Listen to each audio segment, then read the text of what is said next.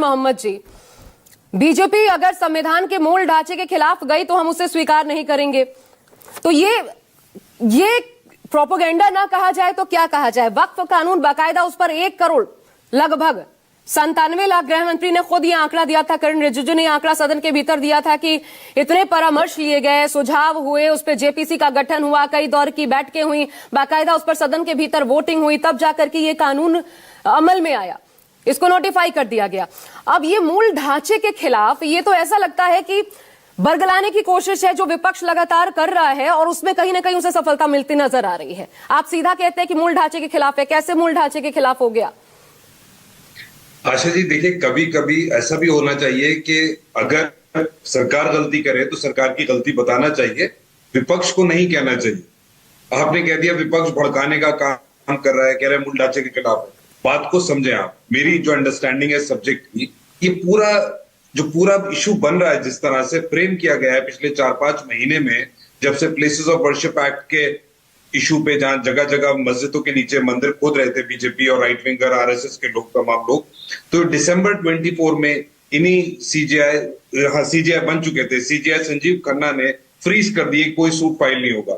उसके बाद मार्च में जस्टिस यशवंत वर्मा के घर से, दिल्ली हाईकोर्ट के जज के घर से कैश निकलता है। बीजेपी के ज्यादातर लोग या एडवोकेट्स लोग ये कहते हैं कि एनजेएसी कानून आना चाहिए, क्योंकि जुडिशियल अकाउंटेबिलिटी नहीं है, बड़ा सीरियस है। और वो पूरा राइट विंग इकोसिस्टम शोर मचाने लगता है, क्योंकि कंट्रोल करना चाहती है सरकार जजेस के, हाईकोर्ट और सुप्रीम कोर्ट के अपॉइंटमेंट्स को।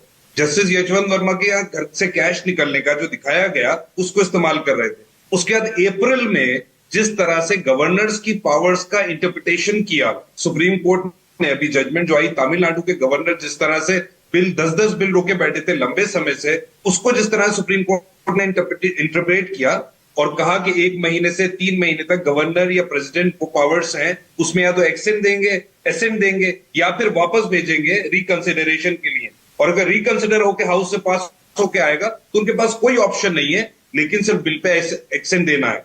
तो इस तरह की जो जजमेंट्स आ गई, ये जो आई है तमिलनाडु के गवर्नर की जजमेंट, ये बहुत इनके लिए ट्रिगरिंग पॉइंट थी, क्योंकि गवर्नर्स को अपोजिशन स्टेट्स में भेज के, चाहे वो केरला हो, तमिलनाडु हो, बंगाल हो, जहां जहां अपोजिशन की सरकारें हैं, वहां गवर्नर्स की पावर को इस्तेमाल करके सरकारों के बिल्स को ब्लॉक करा जा रहा था, सरकारों के काम को। और सुप्रीम कोर्ट ने कहा भी है अपनी जजमेंट में कि किस तरह से लंबा डिले करके सरकार के कामकाज को रोका जा रहा है। तो ये ट्रिगरिंग पॉइंट था।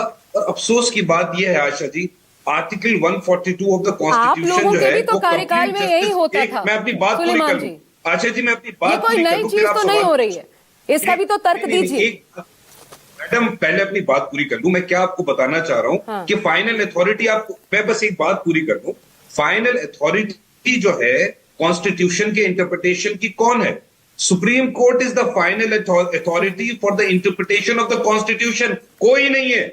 सुप्रीम कोर्ट इंटरप्रिटेशन करेगी, आखिरी अथॉरिटी है कि आर्टिकल 142 में पावर्स क्या है कंप्लीट जस्टिस करने की, आर्टिकल 200 और 201 में गवर्नर और प्रेसिडेंट की पावर्स क्या है बिल्स पे, और किस तरह के फंडामेंटल राइट्स की इंटरप्रिटेशन होना है, जुडिशियल रिव्यू की इंटरप्रिटेशन होना है। अगर कोई कानून अनकॉन्स्टिट्यूशनल होता हुआ चैलेंज होता है, चाहे वक्फ बिल हो या कोई भी हो, तो उसकी इंटरप्रिटेशन भी सुप्रीम कोर्ट करेगी। तो एक गवर्नर का जजमेंट आया गवर्नर्स की पावर्स पे, और ये एक इंटरिम आदेश आ गया वक्फ बिल पे, बस ट्रिगर हो गया। सुप्रीम कोर्ट के सीजीआई को कह रहे हैं कि न्यूक्लियर मिसाइल की तरह 142 यूज कर रहे हैं, वो सिविल वॉर्स करा देना चाहते हैं। क्योंकि उसके पीछे एक तर्क ये भी दिया जा रहा है सुलेमान जी, उसके पीछे जो निशिकांत दुबे ने तर्क दिया, उस तर्क पर भी बात करना जरूरी हो जाता है। उन्होंने सिर्फ क्रिटिसाइज नहीं किया, उन्होंने कहा, और ये समझना होगा, क्योंकि अगर ये आम जनता देख रही है तो उसे समझना चाहिए कि वो जो कह रहे हैं वो पैमाने पर, कसौटी पर कहां खरा उतरता है।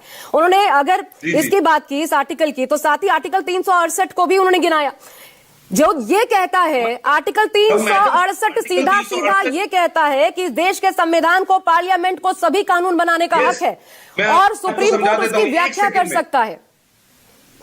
हक लेकिन कोर्ट को है। केशव नंदा भारती की जजमेंट आई थी, तब सुप्रीम कोर्ट 7/6 से डिसाइड हुआ था, तब ये कहा गया था कि basic structure of the constitution नहीं बदला जा सकता। सर, इसमें बेसिक स्ट्रक्चर कहां बदल रहा है? मैं यही तो आपसे जानना चाह रही हूं। अगर वक्फ कानून आ गया, उसमें कुछ बदलाव हो रहे, तो बेसिक स्ट्रक्चर कौन सा? बेसिक, इसका बेसिक स्ट्रक्चर कहां है? बताता हूं, ये बताइए। मैं बताता हूं क्या है बेसिक स्ट्रक्चर, मैं समझाता हूं। जो उसकी बुनियाद है, जो फंडामेंटल राइट्स हैं, जो इक्वालिटी है, जो राइट टू लाइफ है आर्टिकल 21, जो प्रियम्बल है, ये सब बेसिक स्ट्रक्चर है। आर्टिकल 25 और 26 मेरे रिलीजियस राइट्स हैं, to manage my religious affairs article 26, उसमें इंटरफेयर कर रही है बीजेपी गवर्नमेंट, हमारी वक्त की जमीनें हड़पना चाहती है, इसलिए वो अनकॉन्स्टिट्यूशनल है। पोद्दार जी इस पर जवाब देना चाहते हैं, उसके बाद में बाकी मेहमानों का रुख करूंगी। जल्दी से पोद्दार जी। देखिए आशा जी, आपको समझना चाहिए कि वक्फ कानून तो सन 1950 में जब हमारा मूल संविधान लागू हुआ था, उस समय वक्फ कानून तो संविधान के अंदर था ही नहीं। ये तो सन 1954 के अंदर जोड़ा गया और उसके बाद में सन 1995 के अंदर 2013 के अंदर इसको असीमित पावर दी गई।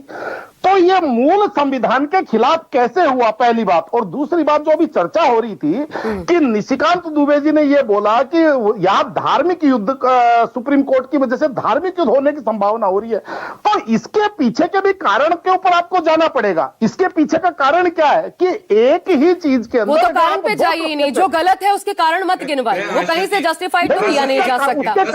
ये बयान ही गलत है, उन्होंने जो सही कहा मैंने उसे कोट कर दिया। बताइए कि जब फरीदाबाद के कोरी गांव के अंदर हाँ मैं 8,000 परिवारों को, इसको जस्टिफाई मत करिए, ये कहीं से जस्टिफाइड नहीं है, ये नहीं कहा जा सकता। आप धार्मिक उन्माद अपने बयानों से फैला देंगे पोद्दार जी। निरंजन जी, आशा जी 10 सेकंड दिए मुझे, 10 सेकंड। हाँ, 10 सेकंड।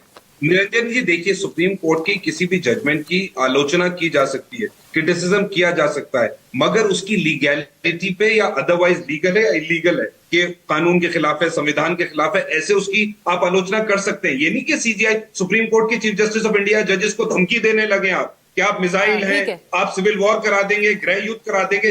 अब ये जो जड़ जिसकी बात हो रही थी ना, मैं किशोर तिवारी के पास जाना चाहती हूँ, उसके बाद पोद्दार जी आपके पास आऊंगी, क्योंकि कोई खंडपीठ नहीं थी, जो उपराष्ट्रपति ने भी कहा। और एक तर्क इसके साथ ये भी निशिकांत दुबे ने जोड़ा है, मैं और इसलिए क्योंकि ये मसला ऐसा है कि ये लगता है कि हाँ जस्टिफाइड है। भाई जो आपको अपॉइंट कर रहा है, आप उसको निर्देशित कैसे कर सकते हैं? मैंने आपको नौकरी दी, आप मुझे निर्देशित कर सकते हैं, ये संभव है? Kishore Tiwari, interpretation of the constitution Kishore Tiwari, है, सुप्रीम कोर्ट के पास फाइनल अथॉरिटी है मैडम, बिल्कुल निर्देशित कर सकते हैं। वो उन्होंने एक्सप्लेन किया है जजमेंट में। क्या क्या बताइए? Supreme court is the final authority for the interpretation of the constitution. अरे सर, संविधान पीठ होती तो बात समझ आता। 2 सदस्यीय खंडपीठ थी, बात ये भी समझिए। 2 सदस्यीय खंडपीठ के किसी भी काफी है, प्लीज कानून को समझिए, वो काफी है। मैं कानून का जानकार भी हूँ, वकील भी हूँ, वो काफी है। किशोर तिवारी, अच्छा रुकिए, मैं उनसे भी जान लेती हूँ। किशोर तिवारी जी, ठीक है, मैं आपके पास वापस आऊंगी कि बाकी 3 पैनलिस्ट ने अभी तक नहीं बोला। किशोर तिवारी।